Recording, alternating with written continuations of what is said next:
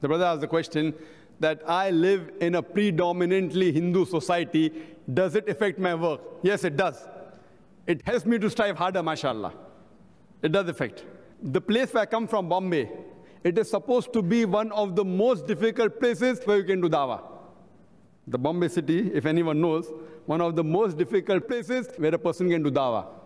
The organization, the political organizations that are there, they are so much against the Muslims. But Allah says in the Quran, in Surah Al-Imran, chapter number 3, verse number 160, if Allah helps you, then none can overcome you.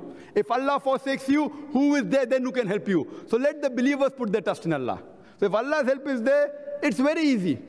Believe me, in Bombay, while doing dawah, even the life is in danger. Bombay is the most prejudiced place in India against Muslims. That's what I'm aware of it. That's what I'm telling you.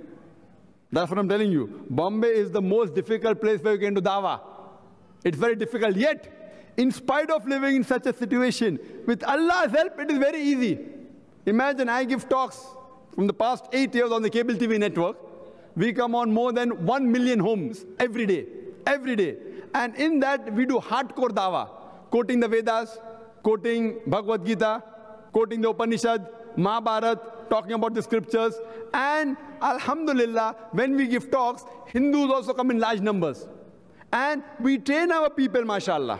And the students that we have and my colleagues, even they, mashallah, can quote Quran, Hadith, Bible, Veda, Ramayana. Even our children in school, mashallah. If you see the young children in school, in the 5th standard, 6th standard, they can rattle off chapter number, verse number, mashallah. They're trained. Are you able to convert anyone to Islam? Brother, normally you should realize we should follow the rules and the regulation of question and answer session. It is not a discussion you are having between me and you. Fine? You are an elderly person. We wanted to get the mic to you. Ungli de to pocha nahi pakadna chahiye. The thing is that if someone gives a finger, you should not catch that. There are rules and regulations are there. There are at least 15 people standing in the queue there. And one question, you could have asked all the 3 questions together. While giving a talk, if you interrupt in between, this goes against the rules and regulations. And a Muslim is supposed to follow the rules and regulations if you are a Muslim. So you should ask together. Yes, you should ask together. Otherwise, you should ask one question, go behind the queue, and then ask. So you should wait for 15 people to finish, and then you can ask. Otherwise, it becomes a dialogue. Not that I cannot answer. Not I cannot answer. Regarding your last part, because the elderly person I'm answering, were we able to convert anyone? We don't convert anyone. Allah gives hidayah.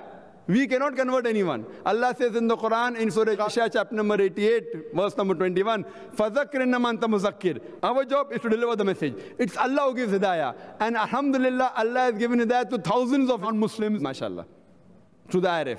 We have been made the Zariya. And if you see our videotapes, mashallah, I've given a talk on similarities between Hinduism and Islam. And mashallah, when we have in Bombay, we only allow non-Muslims to ask questions. Nowadays, Muslims only listen. Because Muslims are our people, they are not our guests. The non-Muslims are our guests. So mashallah, there are so many non-Muslims queuing up that even though we give 2 to 3 hours for question and answer session, we can't complete all the questions. And mashallah, many of them accept Islam on stage. And I was just there yesterday in Birmingham. There was a Muslim who told me that there's a Hindu in Leicester who's so much impressed with the talk that he wants me to come to Leicester. He wants to call all the Hindus of that area. He will finance everything. He wants to give my talk similarities between Hinduism and Islam. And inshallah, Allah may give him hidayah also very shortly. So the thing is that we have to convey the message. Allah gives hidayah, but we should not be afraid. We should be on lines of Quran and Sunnah and deliver a message. Hope that answers the question.